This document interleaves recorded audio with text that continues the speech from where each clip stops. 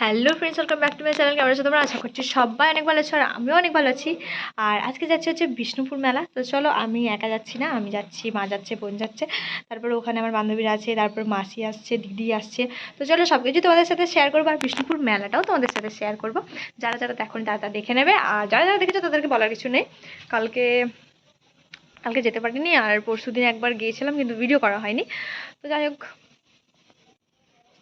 আজকে যাচ্ছি।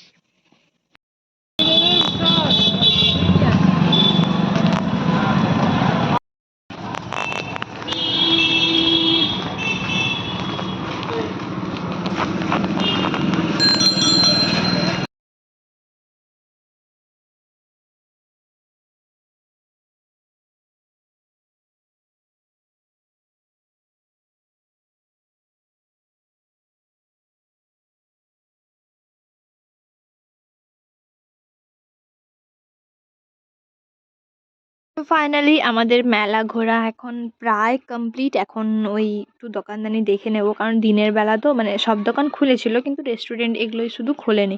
দেখো এখানে মঙ্গলসূত্রগুলো না মাত্র 40 টাকা করে ছিল, কিন্তু খুব সুন্দর ছিল দেখতে। আর এই যে দেখো বউ পুতুলটা কি সুন্দর লাগছে না?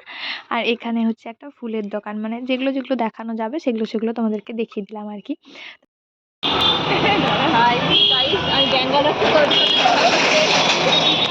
দিদির এটা বলার কারণ হচ্ছে দিদি ব্যাঙ্গালোর থেকে আমার সাথে দেখা করতে এসছে, কারণ হচ্ছে ও ব্যাঙ্গালোর ছিল এতদিন, আর এ এসেছে বাড়ি, তো সেই জন্য ও আর কি মেলা এসেছে। বাট দেখা করার প্ল্যান ছিল আমাদের, কিন্তু আমরা মেলাটা আগে আগে ঘুরে নিয়েছি, এরপর ওরা যাবে এখানে দিলদার বিরিয়ানি খেয়ে তারপর যাবে।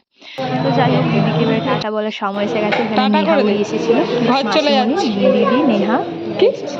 তো যাই হোক, ওরা এখানে বিরিয়ানি খাক আর আমরা চলো এখন বাড়ি চলে যাই। তো নেহাকে টাটা বলে, দিদিকে টাটা বলে আমরা এখন বাড়ি চলে যাচ্ছি। তো তোমাদের সাথে দেখা হবে আবার নেক্সট ব্লগে।